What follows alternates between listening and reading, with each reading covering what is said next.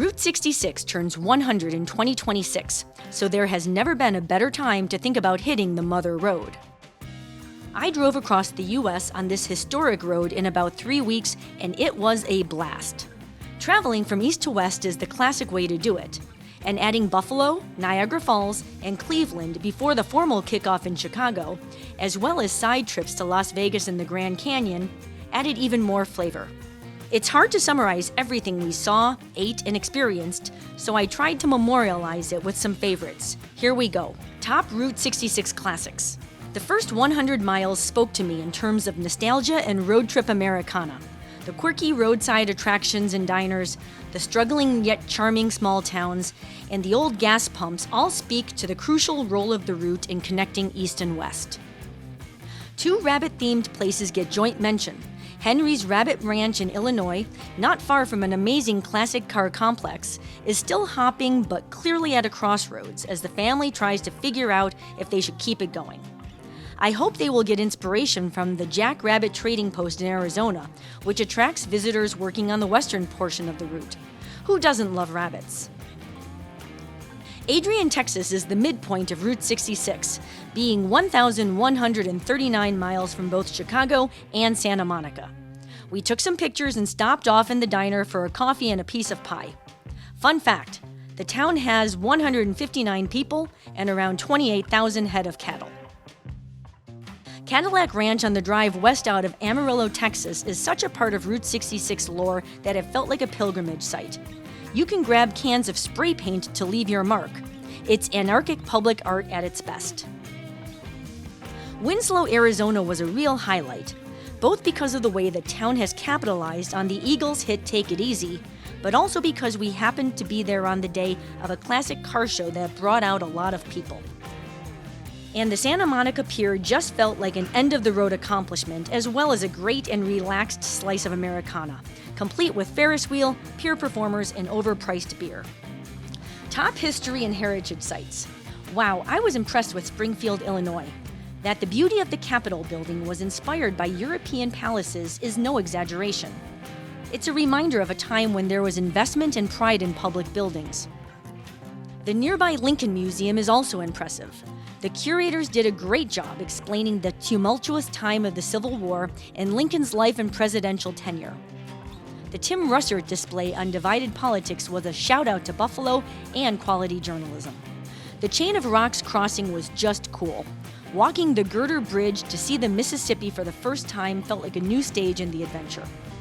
I never knew that people could go into the St. Louis Arch until I started planning the trip. It provides amazing views and a taste of the great American family attraction. The Murrah Federal Building Memorial Center in Oklahoma City was truly impressive. I wondered how they would deal with the politics of the 1995 bombing, and they hit the nail on the head in terms of context, everyday heroes, and reflection questions that would work in museums everywhere. Top 5 food moments. Carl's Ice Cream in Illinois took me back to childhood with the menu font, the decor, the mini salt packs, the food, and the ice cream rolled in sprinkles. Long may it serve soft serve. Dinner at the Big Texan in Amarillo was more experience than meal. Home of the Eat This 72-ounce steak in an hour and it's free, it was packed on a weeknight, brought together food, neon, and a classic Texan vibe, and is clearly loved by locals and visitors alike.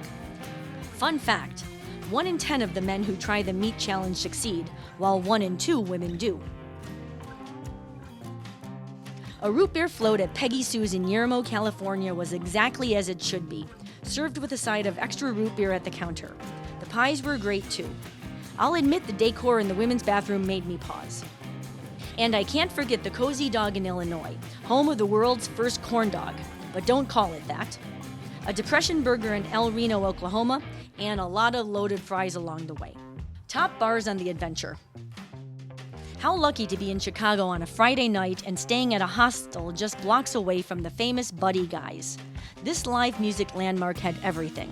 A catfish po' boy at the bar, 2 amazing performers, and Buddy Guy himself coming onto the stage. The Kibitz Room in West Hollywood is famous for being a neighborhood bar joined to the equally famous Cantor's Deli, and of being the place where Guns N' Roses had an early publicity photo. If you do a Vegas side trip, check out the stage door for a scruffy break from casino glitz. And if I'm ever in Seligman, Arizona again, I'd love to spend more time at the Black Cat Bar. A few rapid-fire non-Route 66 great moments. Starting out the adventure with a picnic so close to Niagara Falls we could hear it. Chicken wings in Buffalo where they invented them.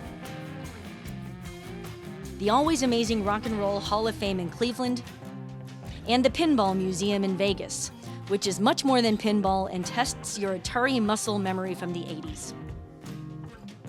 If you start planning a trip of your own, try to figure out who you know along the way. It was a great way to see friends in Chicago, Springfield, Flagstaff, Vegas, and LA. And experiencing the Grand Canyon with friends and family was just priceless. Doing Route 66 in 2 to 3 weeks is a serious road trip, but an amazing experience. But be warned, your appetite for adventure will be triggered, and you'll soon start thinking about driving in the other direction, or finding the next great road trip.